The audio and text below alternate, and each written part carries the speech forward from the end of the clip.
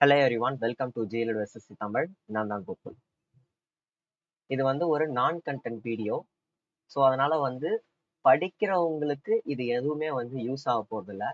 இந்த வீடியோவை வந்து ஏதாவது ரிவிஷன் பண்ணிட்டு இருக்கும்போதோ படிச்சுட்டு இருக்கும்போதோ யாராவது பார்த்துட்டு இருக்கீங்க அப்படின்னா இந்த வீடியோ அப்படியே கட் பண்ணிட்டு படிக்க உட்காந்துருங்க.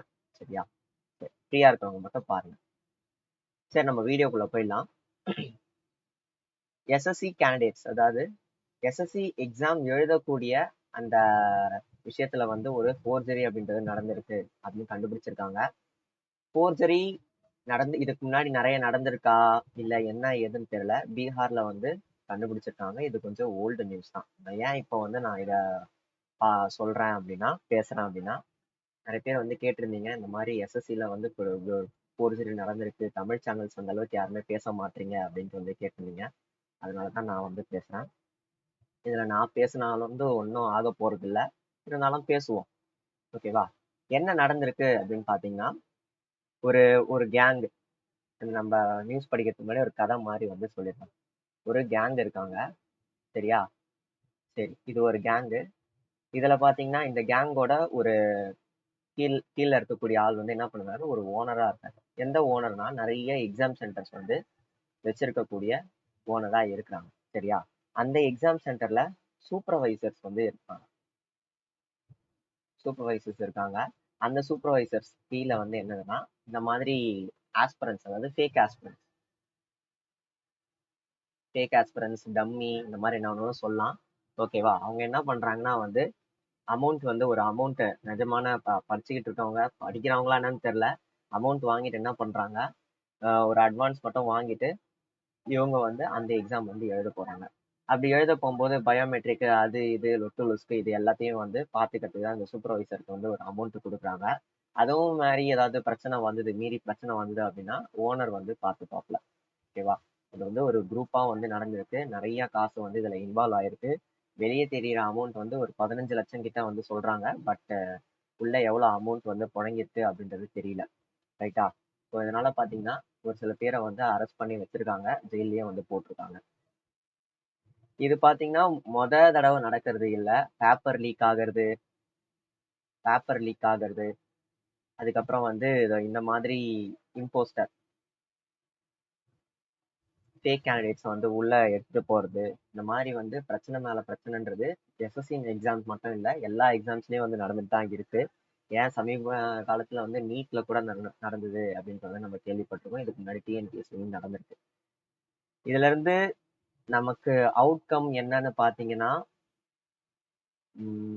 ஒன்றும் இல்லை, ஆனஸ்டா சொல்லணும் அப்படின்னா. ஏன்னா ஒரு பக்கம் வந்து காசு வாங்கிக்கிட்டு ஏமாத்திக்கிட்டு எக்ஸாம் வந்து இது பண்ணிட்டு இருக்காங்க. இவங்கெல்லாம் வந்து எந்த அளவுக்கு வந்து நாட்டுக்காக சேவை பண்ணுவாங்க, சர்வீஸ் பண்ணுவாங்க அப்படின்றது தெரியல. பொலிட்டீஷியன்ஸ் எப்படி காசு வாங்கிக்கிட்டு காசெல்லாம் இது இன்வெஸ்ட் பண்ணிட்டு அதுக்கப்புறம் ஆட்சிக்கு வந்ததுக்கு அப்புறம் அவங்களோட இன்வெஸ்ட்மெண்ட்டை வந்து இது பண்றாங்களோ, ப்ராஃபிட்ஸை ஏர்ன் பண்றாங்களோ, அதே மாதிரி இவங்களும் என்ன பண்றாங்க, ஆஸ்பிரண்ட்னு பேரை சொல்லி காசை கொடுத்து உள்ள போயிட்டு அதுக்கப்புறம் என்ன பண்றாங்க, மக்கள் கிட்ட இருந்து சுரண்டுறது, அது பண்றது இது பண்றது, லஞ்சம் வாங்குறது, இந்த மாதிரி போயிட்டே இருக்குது. முடிஞ்ச அளவுக்கு நம்ம என்ன பண்ணணும், எந்த அளவுக்கு படிக்க முடியுமோ அந்த அளவுக்கு படிக்கணும். படிச்சு இவங்க எல்லார் மத்தியிலயும் நம்ம என்ன பண்ணணும்னா பாஸ் ஆகணும். சரியா? இதுதான் வந்து காம்படிஷனை தாண்டி இது ஒரு ஒரு கும்பல் வந்து சுத்திட்டு இருக்கு. ஒரு கும்பல் வந்து கண்ணுக்கு தெரிஞ்சிருக்கு, புடிச்சிருக்காங்க. இந்த கும்பல் வந்து, அதாவது இதோட ஒரு ஒரு ஃபேக் கேண்டிடேட் பாத்தீங்கன்னா 4 தடவை வந்து அதே எக்ஸாம் எழுதியிருக்காப்ல. அதாவது அந்த அந்த எம்டிஎஸ் 2024லயே வேரியஸ் ஷிஃப்ட்ல வந்து அவரே வந்து எழுதியிருக்காரு. ஒருத்தர் வந்து தடவை எழுதியிருக்காரு. இந்த மாதிரி மாட்டினவங்களே வந்து நிறைய கேசஸ் இருக்கு. ஸோ அப்போ நடந்த எஸ்எஸ்சி எம்டிஎஸ் எக்ஸாம்ல எம்டிஎஸ் 2024ல வந்து இவ்வளவு பிரச்சனைகள் வந்து இருக்கு.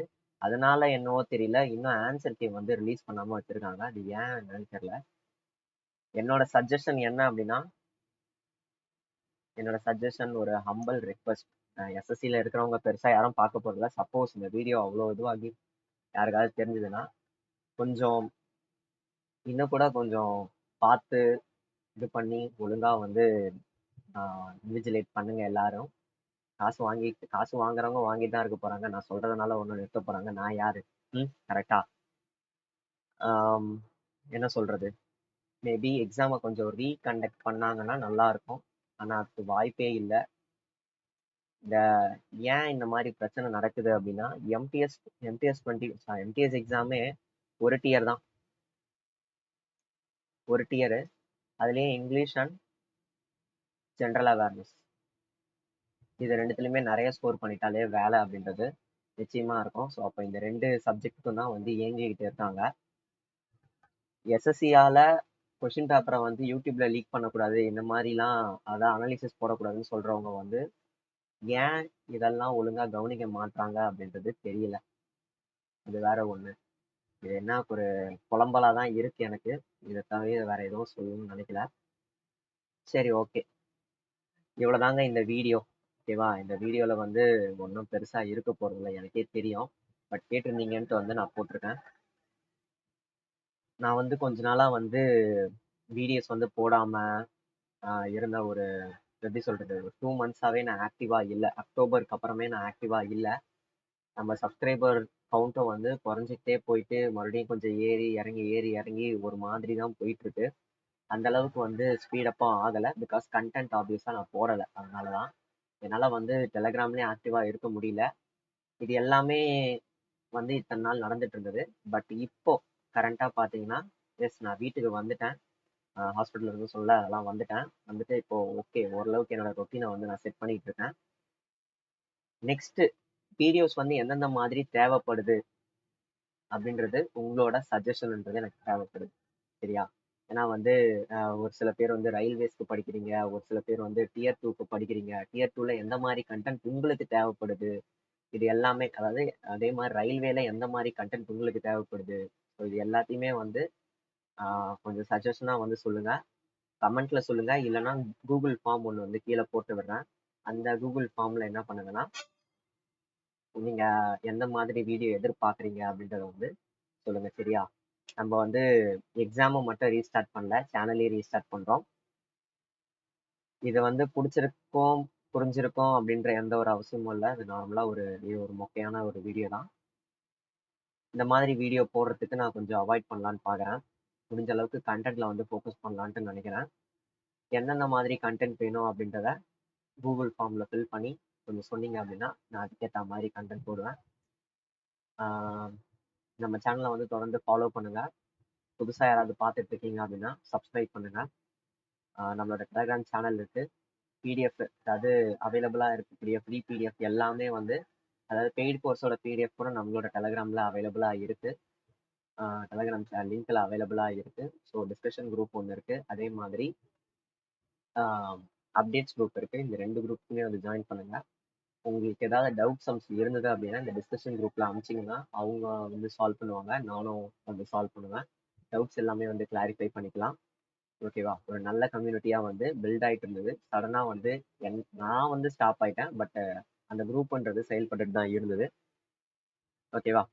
சரி, மறுபடியும் வந்து ஸ்டார்ட் பண்றேன். எல்லாருமே வந்து இதுக்கு முன்னாடி எனக்கு எந்த ஆதரவு கொடுத்தீங்களோ அதே ஆதரவை இப்பயும் நான் உங்ககிட்ட இருந்து எதிர்பார்க்குறேன். தேங்க்யூ.